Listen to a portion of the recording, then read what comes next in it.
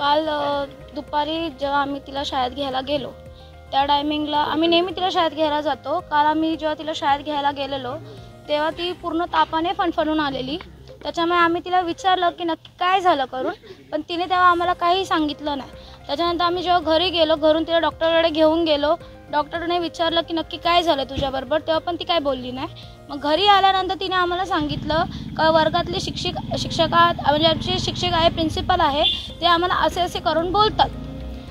वेगवेगळे ज्या गोष्टी नाही बोलल्या पाहिजेत लहान पोरांना त्या गोष्टी ती सगळ्या गोष्टी तिला असे बोलल्या जातात। परत तिचे जे सर आहेत ते तिला सगळ्या गोष्टीने हॅरॅसमेंट करतात, तिच्या आई वडिलांविषयी बोलतात, त्यांचे जे घरातले पर्सनल मॅटर आहेत ते स्कूलमध्ये आणून ते चर्चा करतात। त्याच्यानंतर ते सर तिला त्या गोष्टीवरनं हॅरॅससुद्धा करतात, तिच्या आईबद्दल वेगवेगळ्या घाणेरड्या गोष्टीसुद्धा बोलतात। तिने असं सगळं आम्हाला सांगितलेलं आहे।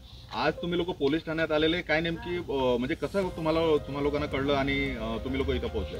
काल तिला विचारल्यानंतर तिने सगळं सांगितलं। तसं आज सकाळी आम्ही तिच्या मम्मीला सांगून तिच्या मम्मीसोबत आम्ही स्कूलमध्ये गेलो।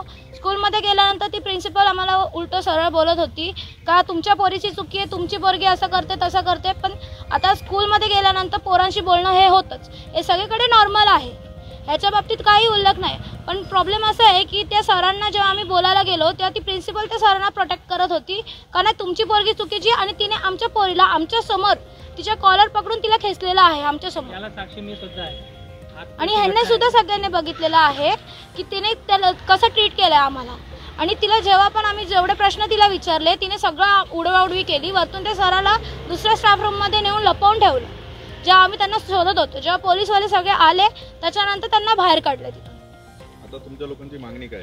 आम्हाला फक्त एवढंच आहे की त्या दोघांना रस्टिकेट करा आणि त्या सरांनी जे काय तिला बोललेलं आहे त्याच्यानंतर जे कायदे कानून असतील ते तिच्यावर त्या दोघांवरती लागू व्हावे, कारण की ह्यासोबत प्रिन्सिपलचा सुद्धा हात आहे।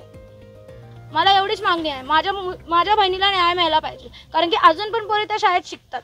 त्यांच्यासोबत उद्या काय झालं त्या गप्प बसतील, पण आम्ही नाही गप्प बसणार। आता ते जे झालं ते चुकीचंच होतं, त्याच्यामुळे जे काही ऍक्ट आहेत त्यानुसार त्या दोघांनाही शिक्षा झाली पाहिजे। घटना घडलेली जेव्हा आम्हाला समजली मुलीवर अन्याय झाला आहे, काही छेडछाडी झालेली आहे, आम्ही शाळेमध्ये पोहोचलो आमच्या प्रतिनिधींना घेऊन। आम्ही वरती क्लासरूममध्ये बघण्यासाठी गेलो की काय चाललं आहे म्हणून। आमचे काही प्रतिनिधी खाली उभे होते, आम्ही सहज फक्त बघायला गेलो तर प्रिन्सिपल त्या मुलीला ओरडत होती आणि जस्ट आम्ही त्या उंबरठा त्याच्या बाहेरच उभे होतो, त्यांना माहीत नव्हतं की आम्ही त्या मुलीबरोबर आहोत म्हणून।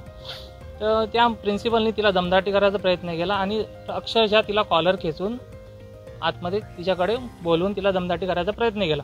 आणि मुलीचे मी हे वक्तव्य ऐकलेले, शब्द ऐकले, मॅडम मी खोटं कसं बोलू शकते जर असं माझ्यावर घडले तर। एवढंच मला सांगायचं, त्या मुलीला न्याय द्या। त्या मुलीला दबावामध्ये टाकण्याचा प्रयत्न केलेला आहे आमच्या समोर, आणि मी प्रत्यक्ष याच्या मी साक्षी आहे म्हणून। पोलीस काय तुम्हा लोकांना सहकार्य करतायत का? पोलिसांचं सहकार्य आहे, पण थोडंफार आम्हाला डाऊट सुद्धा येतोय ना, असं नाही, पण पोलिसांकडून आम्हाला सहकार्य मिळेल। प्रत्येक माणसाचं कर्म आहे, इथे शाळा दोषी नाही आहे, प्रत्येक माणसाचं कर्म। मला हात जोडून विनंती आहे मला सगळ्यांना सांगायचं आहे का ह्या प्रत्यक्ष एक माणसाचं कर्म आहे, त्याला ते शिक्षा द्या, शाळेचं याच्यामध्ये काही दोष नाही आहे। धन्यवाद।